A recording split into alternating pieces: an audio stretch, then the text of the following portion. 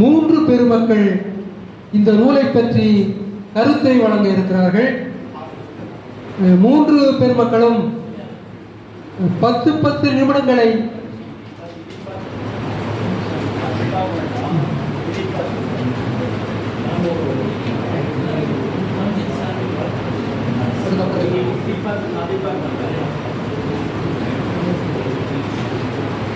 பெருமக்கள் கருத்துரை வழங்க இருக்கிறார்கள். அந்த பெருமக்கள் அன்பு கூர்ந்து 10 நிமிடங்களை ஒவ்வொருவரும் எடுத்துக்கொள்ளுமாறு கேட்டுக்கொள்கின்றோம். தலைவருடைய அன்பு செய்தியாக தெரிவித்துக் கொள்கின்றேன். எனவே இப்பொழுது வாழ்த்துரை வழங்குவதற்காக முன்னாள் கல்லூரி முதல்வர் மற்றும் நல்ல தமிழ் பற்றாளர் அவருடைய புத்தகம் வெளியிட்டிருக்கிறார்கள். அதில் இந்த அழகான கூர்மையான நேர்மையான தமிழ் சொற்களுக்கு அவர் கொடுக்கிற விளக்கம் மிக அற்புதமான ஒரு தமிழ்துறை அல்லாத ஒரு பிறதுறை அறிஞர் முனைவர் குழந்தைசாமி அவர்களை வாழ்த்துரை வழங்க.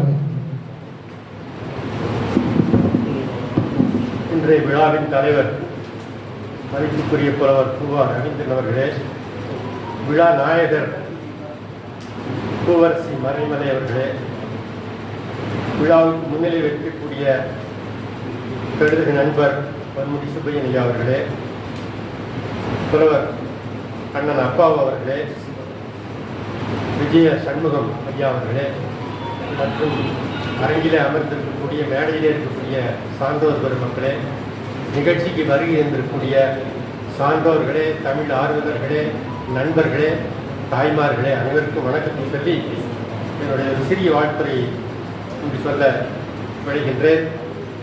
வயஞானி வள்ளுவரின் உலக பொதுமறை திருக்குறளை மறுவரக் கற்று உணர்ந்து பொருள்களை எல்லாம் திரட்டி தொகுத்து அதை வேறொரு வடிவத்திலே எண்சீர் விருத்தமாக அவர் வழங்கியிருக்கக்கூடிய ஒரு பாங்கு மிகவும் சிறப்புடையது.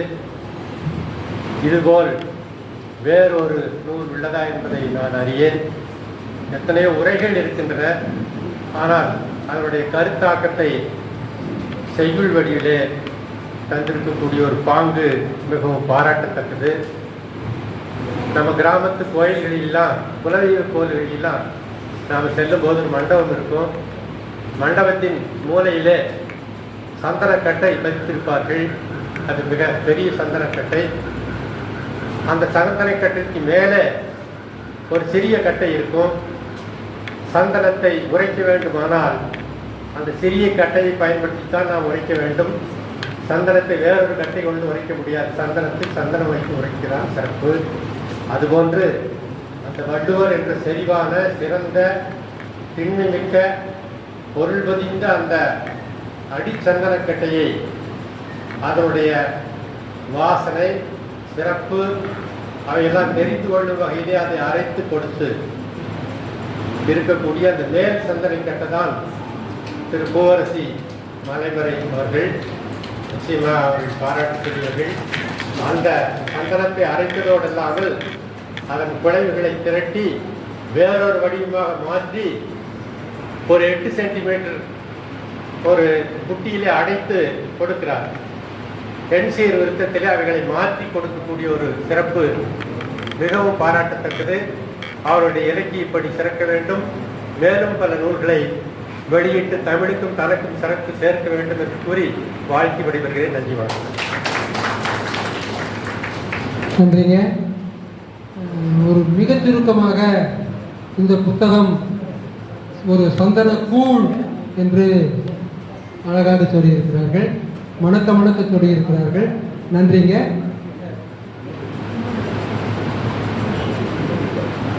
நாம் அவரோடு எதிர்பார்த்து கொண்டிருக்கின்ற அறம் பொருள் வள்ளுவம் பற்றிய கருத்துரையை தமிழ்நாடு இலக்கிய பேரவையின் தலைவர், கொங்கு மண்டலத்தின் ஆகச்சிறந்த தலை சிறந்த புலவர் பொன்முடி ஐயா அவர்களுக்கு நான் அடிக்கடி சொல்வது, பொன்முடி அவர்களுக்கு என் முடி வணக்கம் என்று சொல்வது என்னுடைய இயல்பு. அதே வணக்கத்தை இப்பொழுது தெரிவித்துக் கொள்கின்றேன். மதிப்புரை வழங்க வருமாறு தலைவர் அவர்களை கேட்டுக்கொள்கின்றேன்.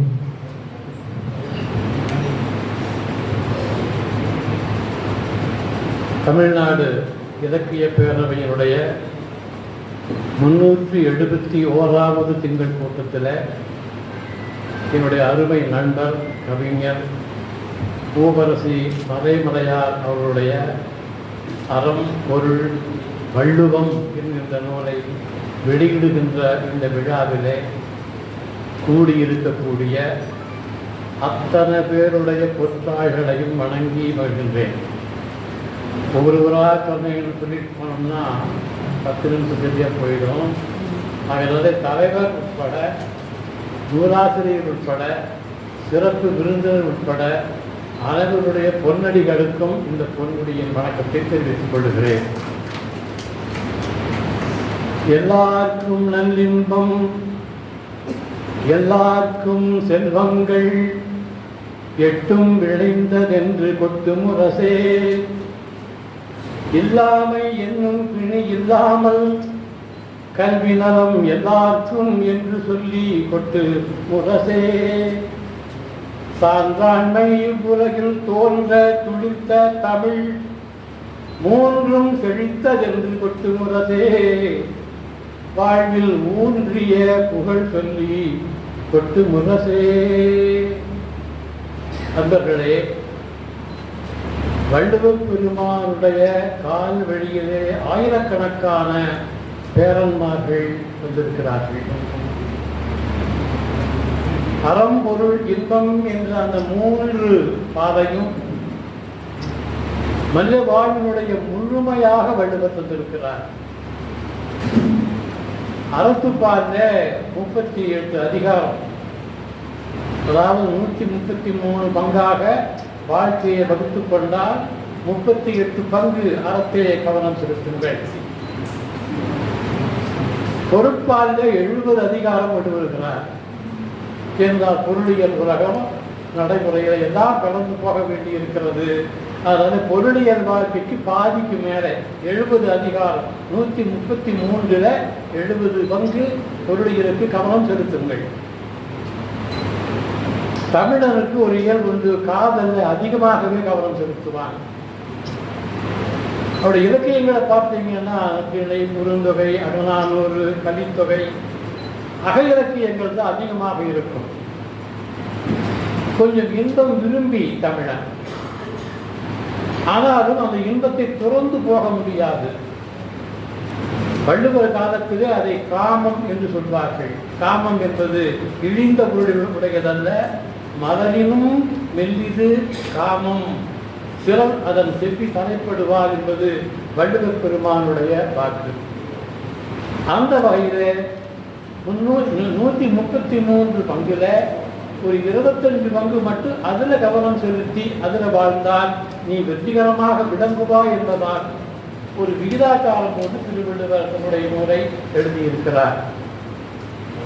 அது மட்டுமல்லாமல் தமிழ் என்ற சொல் இல்லை, தமிழ்நாட்டினுடைய எந்த நகரத்தின் பெயரும் இல்லை, மூவேந்தர் எவருடைய பெயரும் இல்லை, தமிழ் புலவர் பெருமக்களுடைய யாருடைய பெயரும் இல்லை, காவிரி, தென்மண்ணை, பாலாறு எந்த ஆறுகளினுடைய பெயரும் இல்லை. எந்த அடையாளமும் இல்லாமல், இன அடையாளம் இல்லாமல் உலகத்திலேயே ஒரே ஒரு நூல் இன அடையாளம் இல்லாமல் வந்திருக்கிறது என்றால் பைபிள் அல்ல, குர்ஆன் அல்ல, பகவத்கீதை அல்ல, திருக்குறள் ஒன்றுதான். 1330 அருங்கொடலில் நீங்கள் தேடினாலும் தமிழ் என்ற சொல் இல்லை. ஆனால் இந்த நூல் தமிழனுக்கு மட்டுமல்லாமல் எல்லை கடந்து உலக மாந்தனுக்கு போக வேண்டும் என்று வள்ளுவர் விரும்புகிறார்.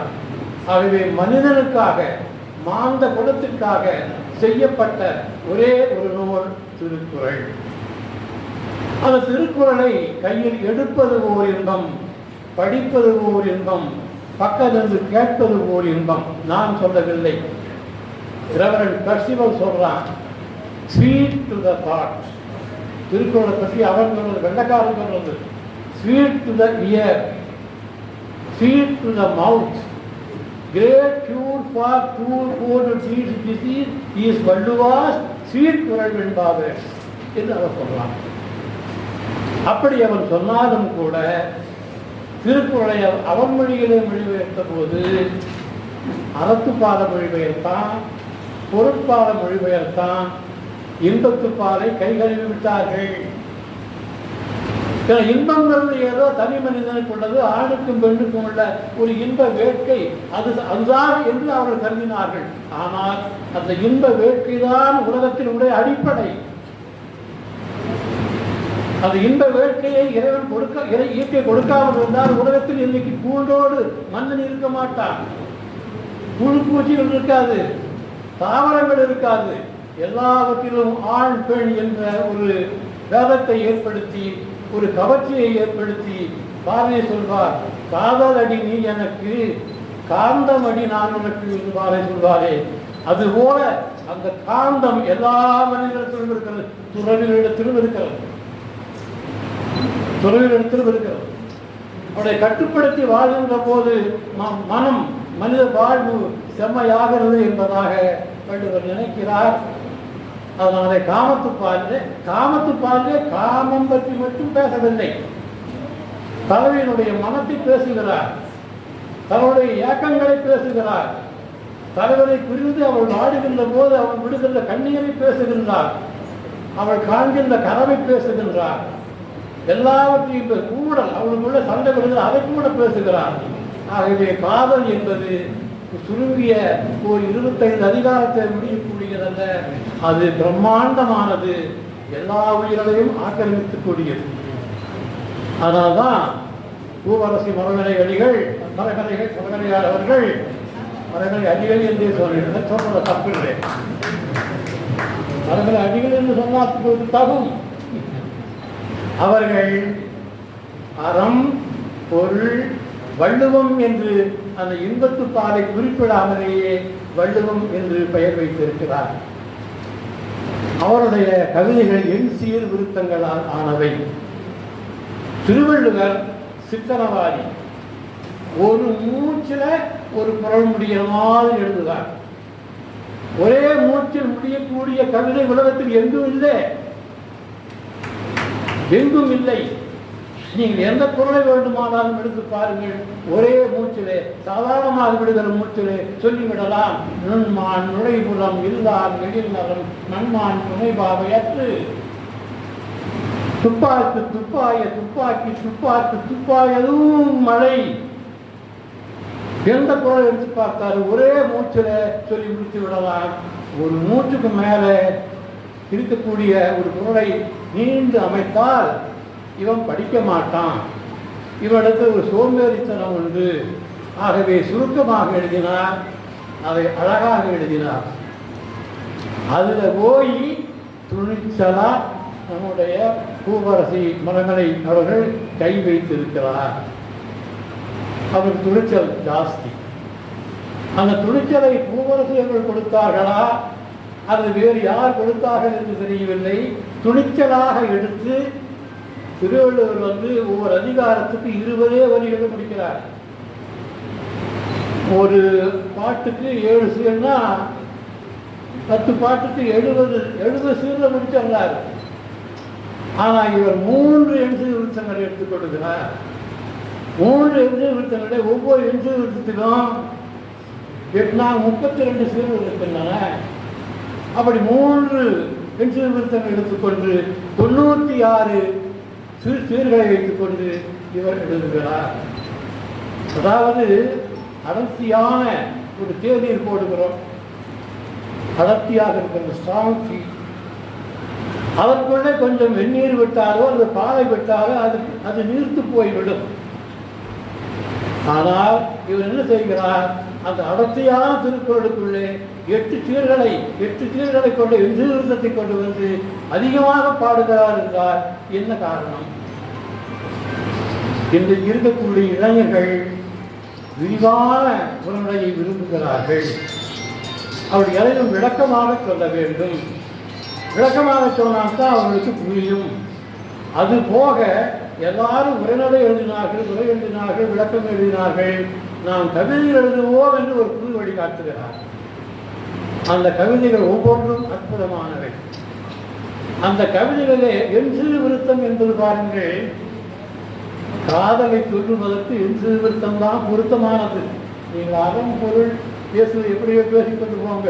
ஆனால் காதலை சொல்லுவதற்கு என் சீர்திருத்தத்தை விட வேறொரு யாப்பு கிடையாது. வில்லிமுத்தூர் ஆழ்வார் சொல்லுவார், ஒரு தலைவன் தலைவி காதலிக்கிறார்கள், இன்புறுகிறார்கள்.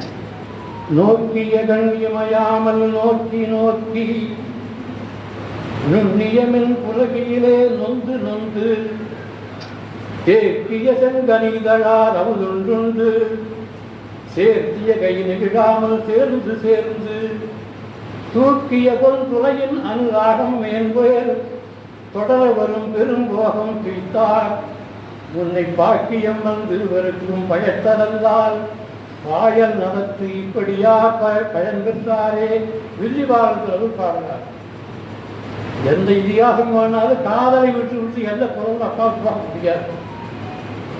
அதே வழியில பாரதிதாசன் வர்றார். கொம்பென்றால் அவள் மெய்யை தார் வருந்தும், கொடியென்றால் அவளிடையை மின் வருந்தும், அம்பென்றால் அவள் விழியை மீன் வருந்தும், அலை என்றால் அவள் குழலை முகில் வருந்தும், செம்பென்றால் பொன்னியும் வாழ்வு வாய்ந்தாள், செயல் என்றால் உளம் வாய்மை உனக்கேயாகும், நம்பென்பால் எனக்குத்தானோ எல்லாமே நலங்கற்காகத்தான் பிறந்துள்ளேனோ பாண்டியன் என்று பாடுறார்.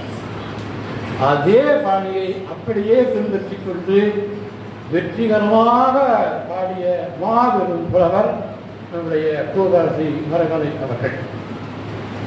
இவருக்கு ஒரு கட்டுப்பாடு இருக்கிறது. அதாவது நிறைந்த ஒரு புல்வெளியிலே ஒரு காடை கன்றை அவிழ்த்து விட்டால் அது எப்படி வேணாலும் மேயும். ஆனால் இந்த கன்றுக்குட்டிக்கு ஒரு கயிறு போட்டு கட்டி இருக்கிறார்கள், முடையடித்திருக்கிறார்கள். அந்த முடையை சுற்றி கயிறு எவ்வளவு நேரத்துக்கு போகுமோ அந்த வட்டத்தை மேலே முடியும். அது மாதிரி வள்ளுவருடைய கருத்து என்கின்ற கயிற்றுக்குள்ளே தம்மை அகப்படுத்திக் கொண்டு கட்டுப்படுத்திக் கொண்டு அவர் தம்முடைய 3 விருத்தங்களையும் எழுதுகிறார். அவர் எல்லாம் எடுத்து சொல்லலாம். ஆனால் நீங்கள் நூலை வாங்கி படித்து பாருங்கள். அருமையான நடையிலே அழகாக எழுதுகிறார். 2 ஒன்றை மட்டும் நான் சொல்லலாம் என்று நினைக்கிறேன். செல்லாமை உண்டேல் எனக்குறை மற்றுனில் வல்வரவு வாழ்வார்க்கு உரை. பொருள் தேடுவதற்காக அந்த புதிய கணவன் ஊர் விட்டு ஊர் போகிறான். போக வேண்டாம் என்று தலைவி தடுக்கிறாய். போயே தீர்வேர் என்று அவன் புறப்படுறான். இந்த மாதிரி நீ சொல்றதா இருந்துன்னா நீ வரும்போது யார் உயிரோடு இருக்கிறாங்களோ அவங்களுக்கு சொல்லிட்டு போ, நான் உயிரோடு இருக்க மாட்டேன், அவங்களுக்கு சொல்லிட்டு போ, நீங்கள் சொல்ல வேண்டாம் என்று சொல்லுகிறார். செல்லாமை உண்டே எனக்குறை மற்றும் வல்வரவு வாழ்வார்க்கு உரை. அதை மரங்கள் எழுதலாறு. விரியாமை ஒன்றேதான் பெண்மை காக்கும், பெரும் மரபில் அவள் தன்னின் பிணந்தான் காக்கும், அரிதான அவன் முகம்தான் அவளை காக்கும், ஆதலினால் பிரிவென்பது ஐயோ துன்பம் என்று அந்த 4 அடிகளை கொண்டு வருகிறார். அந்த பாடலுக்கும் இந்த பாடலுக்கும் அதில் ஒரு இறுக்கம் இருக்கிறது, இவற்றிலே ஒரு நிகழ்ச்சி இருக்கிறது. இப்படி பல உதாரணங்களை எடுத்து காட்ட முடியும். 10 நிமிடம் முடிந்தது என்று கருதுகிறேன். நிறைய சொல்லலாம். இத்தோடு நான் நிறுத்திக் கொள்ளுகிறேன். இந்த நூல் அருமையான நூல், புது முயற்சியாக வருகிற நூல், துணிச்சலோடு எழுதப்பட்ட நூல். இந்த நூலை என்னுடைய தமிழ்நாடு இலக்கிய பேரவையிலே மாதந்தோறும் திருக்குறள் வகுப்பு ஒருவர் நடத்தும் போது அந்த அதிகாரத்தை அவர் முடித்த உடனே இவர் அங்கே பார்த்து எழுதி கொண்டிருப்பார். கூட்டம் முடிவதற்குள்ளே அரங்கிலே படித்து காட்டுவார். அப்படி படித்து காட்டிய போது நாங்கள் எல்லாம் ஊக்கப்படுத்தினோம். அதிகாரம் முழுவதும் எழுதிவிடுங்கள், அது நூலாக வெளியிடுவோம் என்று சொன்னோம். அதை நிறைவேற்றி இருக்கிறார். ஆகவே செயற்கரிய செய்த அந்த பெரியாருக்கு இவருடைய வாழ்த்துக்களை தெரிவித்துக் கொண்டு, அவருடைய மனைவி கை கொடுக்கலைன்னா அதை செய்ய முடியாது. இலக்கிய புறப்படும் போது கூட உங்களுக்கு இதே புறப்பாட்டு எடுத்து வச்சு சார்பிலையோட என்ன அங்கே வேலை ஊருக்கு ஏதாவது பார்க்கலாமல்ல அப்படின்னு மனைவி சொல்லி தடுப்பாள். அப்படி அவருடைய மனைவி தடுத்திருந்தால் இந்த ஆகியனுக்கு கூடி இருக்காது, இந்த நூலை வெளியிட்டு இருக்காது. யாரும் என்னுடைய மனைவியை கழித்து விடாதீர்கள், அப்படியே மறுத்தாலும் அனுப்பி விடுவாள், கையில் பணம் கொடுத்து அனுப்பி விடுவாள். அந்த மனைவியினுடைய துணையில் நாம் வர முடியாது. ஆகவே முதல் வணக்கம், முதல் நன்றி பூவரசி அம்மையார் இருக்கும். இரண்டாவது வணக்கம் நம்முடைய மறைமலை அதிகாருக்கும் செலுத்தி, இந்த அவை நிறைந்த அவை, எல்லாரும் இந்த நூல்களை வாங்கி கொண்டு செல்வதுதான் அந்த படைப்பாளிக்கு நாம் காட்டுகின்ற கைமாறி என்று தெரிவித்துக் கொண்டு, வாழ்க பாரதம், வாழ்க தமிழகம், வாழ்க தமிழ்மொழி, காலங்கள் தோறும் இந்த மொழி நிலைத்திருக்கட்டும், அதற்கு பூவரசி மறைவினார் போன்றவர்கள் துணையாக இருக்க வேண்டும் என்று வாழ்த்தி அமைகிறேன். வணக்கம்.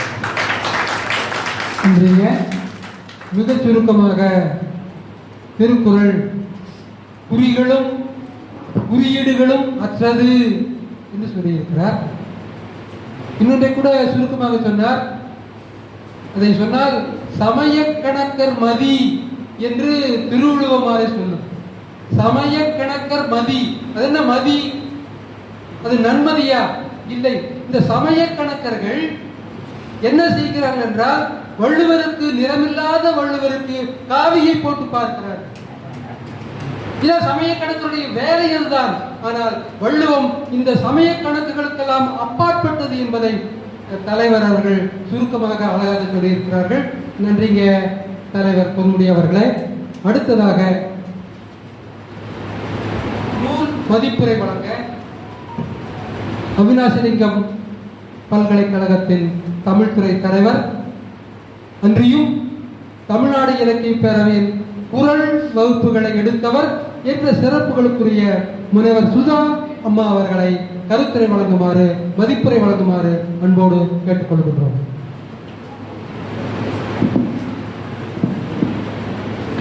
நாவில் இனித்தாய், நல்ல பாரதத்தில் தழைத்தாய், ஏட்டில் நிறைந்தாய், எம் நாட்டில் சிறந்தாய், செம்மொழியாய் மலர்ந்தாய், செங்குருதியிலும் கலந்தாய், தமிழ் மெய்யாலும் உயிராலும் வாழ்கிறாய், எம் மெய்யிலும் உயிராக வாழ்கிறாய் என்று எம் தமிழ் மொழிக்கு முதல் வணக்கம். அறம் பொருள் வள்ளுவம் என்ற நூலை விருத்தப்பாவல் தொகுத்து இருக்கின்ற பாவலர் பூவரசி மறைமலை ஐயா அவர்களுக்கு எனது பணிவான வணக்கத்தையும் வாழ்த்துக்களையும் முதலில் தெரிவித்துக் கொள்கிறேன். ஐயா அவர்களுடைய நூல் என் கைக்கு கிடைக்கும் பொழுது, அறம் பொருள் வள்ளுவம் என்ற தலைப்பில் எழுதியிருக்கிறாரே, காமத்துப்பாலை காணும் என்று எனக்குள் ஒரு சிந்தனை தோன்றியது. ஆனால் அதற்கு பின்புதான் தெரிந்தது, காமத்துப்பால் என்பதுதான் அறம் பொருளையும் நியமிக்கின்றது என்பதை காட்டிலும் அது இயற்கையின் நியதி என்பதை நான் தெரிந்து கொண்டேன்.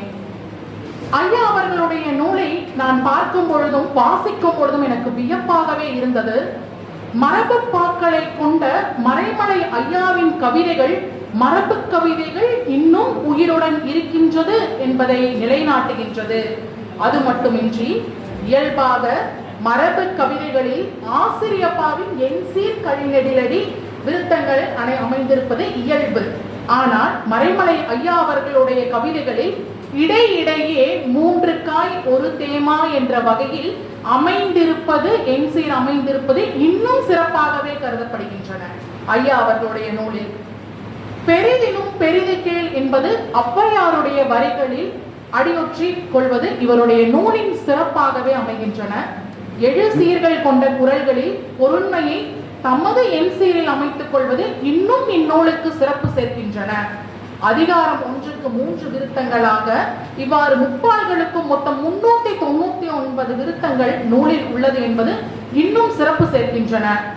சுமப்பவனுக்கும் அதை அமர்ந்திருந்து பார்ப்பவனுக்கும் இடைவெளி இருப்பது அறம் என்று சொல்கின்றார் இவருடைய நூலில். இல்வாழ்க்கை, விருந்தோம்பல், ஈகை இருப்பது சமூக கேடு என்கின்றார். அதாவது இல்வாழ்க்கையிலும் விருந்தோம்பலிலும் ஈகையிலும் நன்றாக இருக்க வேண்டும். அப்படி அறமில்லாமல் இருப்பது சமூக கேடு அப்படி என்று இவருடைய நூலில் பதிவு செய்கிறார். உள்ளம் கடந்த நிலையே அவற்றின் ஊற்றுக்கண் என்பதையும், உலகுக்கெல்லாம் இறைவன் என குறித்து வேண்டுதலையே கடவுள் வாழ்த்தில் முதல் வாழ்த்தை வைக்கின்றார். அது மட்டுமின்றி ஐயா அவர்களுடைய நூலில் அரண் வலியுறுத்தல் அப்படிங்கிற அதிகாரத்தில் உலகத்தின் உயிர்கள் எல்லாம் உயிர் வைத்தந்தே, உருபொருளும் ஒளிர்புகழும் நல்கும் அந்தே என்று நல்லபடி முயன்றோமே நாளும் தேர்க என்ற கவிதையில் அழகாக அறத்தோடு இல்லை என்றால் கேடு விளைவிக்கும், கேடு உண்டாகும், பின்பு அந்த வினைகளே அவனை அழித்துவிடும் என்ற செயல்களும் இங்கு பதிவு செய்கின்றன. உண்மை என்பது, அதாவது நீத்தார் பெருமையில் நிறைமொழி மாந்தர் பெருமை என்பதில் உண்மையில் அறிவும் உண்மையும் அடக்கம் கொண்டவர்களாக இருந்தால் மேன்மை மிக்க விதைகள் இங்கு விதைக்கப்படும், இங்கு மரமாக வளரப்படும் என்பதை இவருடைய நூலில் அடியொற்றி இருக்கின்றன. அறிவார்ந்தும் உணர்வாய்ந்தும் அடக்கம் கொண்டோர் ஆழ்ந்தகன்ற மேன்மைக்கு விதைகள் போல்வோர், அதாவது அறிவார்ந்தவர்கள் உணர்வாய்ந்த செயல்களும் அடக்கமாக இருந்தால் மேன்மை மிக்க வாழ்க்கைகளை வாழலாம், விதைகளை போல் மரமாக வளரலாம் என்பது இவருடைய நூல்களின் சிறப்பாகும். இல்வாழ்க்கை என்ற அதிகாரத்தில் ஒரு அழகான கவிதையை எழுதியிருக்கின்றார் ஐயா அவர்கள். அறவழியே இல்வாழ்வு என்போம், அறவழியில் இருந்தால் இல்வாழ்க்கை சிறப்பாக இருக்கும். அது மட்டுமின்றி தலைமைத்துவத்தில் இருக்கக்கூடிய ஒவ்வொருவரும் அறத்தோடு செயல்பட வேண்டும் என்றும் இவருடைய நூலில் அமைந்திருக்கின்றன. அறநெறியுடன் கூடிய இல்வாழ்க்கையை விட மேலானது இந்த உலகத்தில் எதுவும் இல்லை என்று கூறுகின்ற சிறப்பு இவருடைய கவிதைகளில் படைக்கப்பட்டிருக்கின்றன.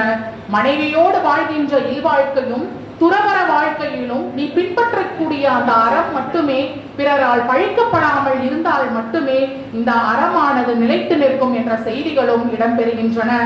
வாழ்க்கை துணை நலம் என்ற அதிகாரத்தில் மனைவிளக்காய் நிறைபுறமாய் மாடம் போல்வாள் என்கின்ற கவிதை தலைப்பில் தகுதியோடு தனை பொருந்தும் தலைமை பண்பே தக்கதொரு கற்பு நிலை தவழும் மாண்பே. தலைமை பண்பு எது என்றால் கற்பு நிலை தவழாமல் இருப்பதுதான் தலைமை பண்பு என்கின்றார்.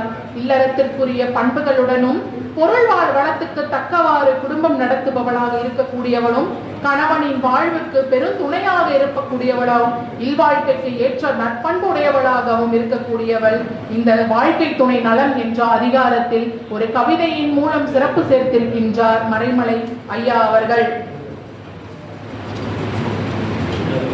அன்புடைமை என்னும் அதிகாரத்தில் மிகவும் வியக்கத்தக்க வரிகளை எழுதியிருக்கின்றார் ஐயா அவர்கள்.